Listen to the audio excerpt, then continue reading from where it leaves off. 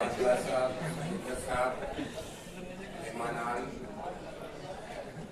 साथियों नीचे अभी जरा बैठ जाओ और सुखविंदर साहब से गाना और सुनवा दूंगा मैं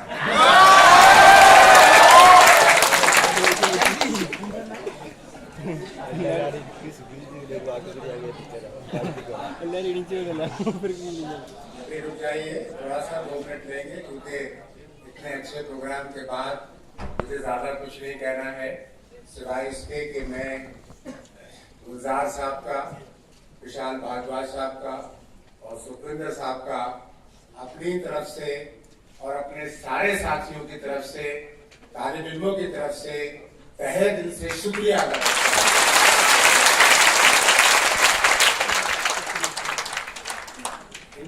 इन लोगों के इंट्रोडक्शन में जितना भी कहा गया मैं समझता हूं कि और बहुत कुछ है और उसके सिलसिले में ये वक्त नहीं है कि उसको फिर से हम दोबारा से कहना शुरू करें, लेकिन कुछ बातें ऐसी जरूर हैं कि जो मैं आपसे शेयर करना चाहता हूं। गुलजार साहब का जहां तक सवाल उठता है, मैं समझता हूं कि हम सभी लोग, चाहे वो तालिब इल्म हो, हमारे मेहमान हो, प्रेस हो, साथी हो, सब उनसे बहुत अच्छी तरह से वाकिफ हैं, उनके कंट्रीब्यूशन से वाकिफ हैं। मैं भी देख रहा था क्योंकि मुझे बहुत दिलचस्पी पैदा हो गई जब से मैंने गुलजार साहब से मुलाकात हुई मेरी और मैंने उनसे दरख्वास्त की कि आप यूनिवर्सिटी का तराना लिखें। मैं देख रहा था कि गुलजार साहब ने क्या क्या और लिखा है और मैं आपको ये बता दूं कि जितना तारुफ किया गया है वो 1/100 भी नहीं है।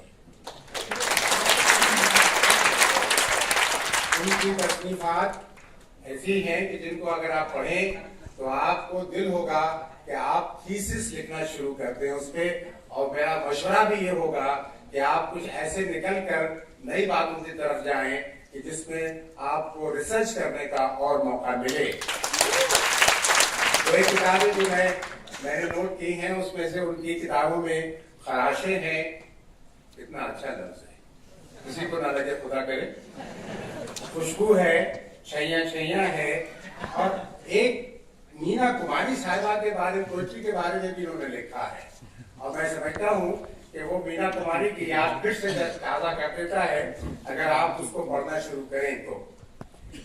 फिर एक मीरा है, मेरा कुछ सामान, रवि पार वो आपने देख लिया, लिबास, और एक जो आप शहरयार के बारे में बहुत अच्छी तरह से जानते होंगे, उस किताब का नाम है शहरयार सुनो। और मुझे ये लगता है कि यूनिवर्सिटी, खासतौर से हमारी जैसी यूनिवर्सिटी, इसका जिम्मेदारी ये होती है क्योंकि जब हम उर्दू की बात करते हैं और उर्दू से मोहब्बत आपने देख ली तो उर्दू को किस तरह से, उर्दू की खुशबू को बाहर तक, दूर तक फैलाया जा सकता है, उसमें मैं समझता हूँ कि यूनिवर्सिटीज का, तालीमी इदारों का, खासतौर से हमारे तालीमी इदारे का और फिल्म इंडस्ट्री का कोऑपरेशन और कोलैबोरेशन और एक अंडरस्टैंडिंग, उनके साथ मिलकर काम करना बहुत जरूरी है।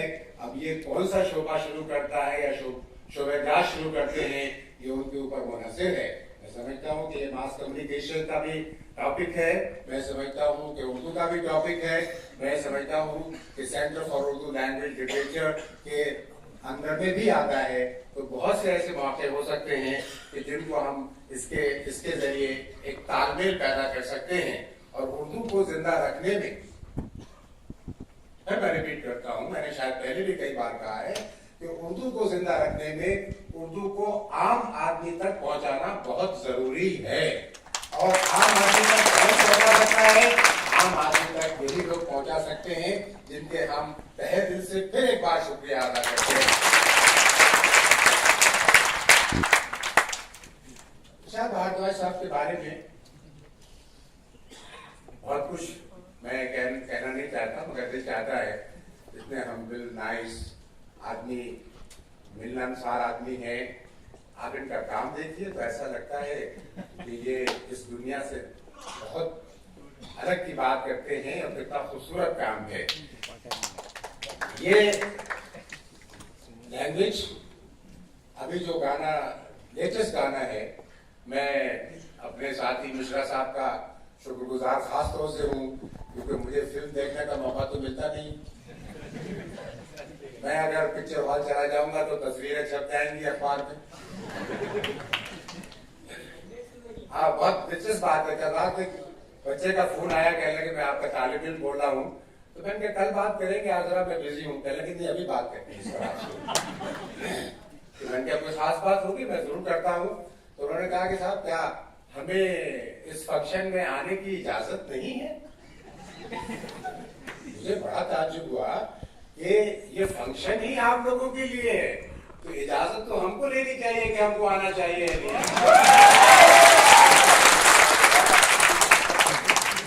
तो मैंने ख्वाजा शाही साहब से भी बात करवा दी कि ये और जो इस तराने में कहा गया है कि ये आपके बारे में ज्यादा कहा गया है कि आप इसकी खुशबू बाहर तक कैसे फैलाएंगे।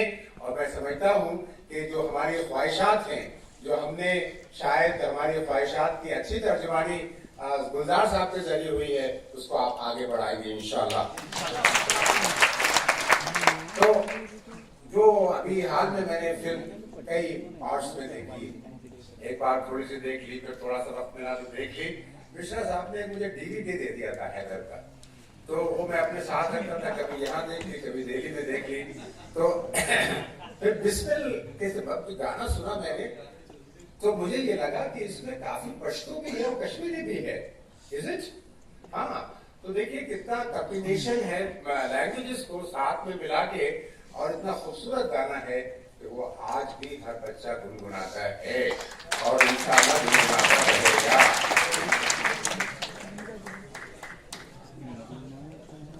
जब ये मैं एक बात बताता हूँ, आपको शायद मालूम ही होगी, जब ये इस गाने का फिल्मिंग हो रहा था कश्मीर की वैली में, तो बहुत लोग देखने आए और कुछ लोग पड़ोस के आ गए और बहुत शिकायत करने लगे कि ये आप क्या कर रहे हैं, हमें बहुत परेशान कर रखा है आपने। अजीब की बात है, इतना अच्छा गाना फिल्मिंग हो रहा है, परेशान क्यों कर रहे हैं? तो मालूम विशाल बहादुर साहब ने पूछा कि क्या परेशानी हो रही है, तो उन्होंने बताया कि आपके इस गाने की फिल्मिंग की वजह से हमारे सारे रिश्तेदार यहाँ आ गए हैं, खाना बनाना पड़ रहा है।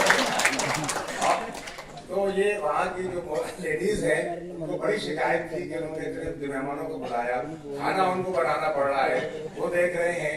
और एक अच्छी बात शायद ये हुई उसमें कि उस क्राउड को भी गाने का हिस्सा बना लिया गया शायद। That is one thing very good about it. एक वैसे तो और भी बहुत अच्छी फिल्में, क्योंकि मुझे मौका नहीं मिलता, मैं कह रहा हूँ और सच बात कह रहा हूँ कि मुझे मौका नहीं मिलता। लेकिन एक जो इनके इंटरव्यू से जो मैंने हासिल किया, वो एक बात बहुत अच्छी थी।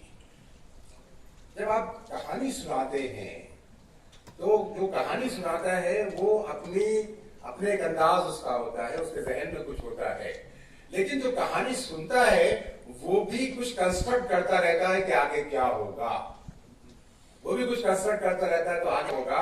और उस तालमेल को मिला के अगर आप कहानी बनाते हैं तो वो शायद बहुत सक्सेसफुल होती है। Am I right? तो मैं इन चीजों को क्यों उजागर कर रहा हूँ, क्यों बात कह रहा हूँ आपके सामने, कि sometimes we take films as films, you know. We don't take them very seriously, what message they are conveying, you know. What learning they are conveying to you, and what do we learn about the society, what do we learn about ourselves, what do we learn about the social relation. इससे बड़ा मैं समझता हूँ कि medium हो नहीं सकता लोगों को एक साथ मिलाने का। This is what I understand, what I have gathered from this interview in some of the Saeed Naqvi के साथ इंटरव्यू था आपका, I could recall that Saeed Naqvi के साथ इंटरव्यू था। और एक बात जो मैं अपने तालिब इल्मों से शेयर करना चाहता हूँ कि देखिए, अगर आप अभी 7 फुट माफ की बात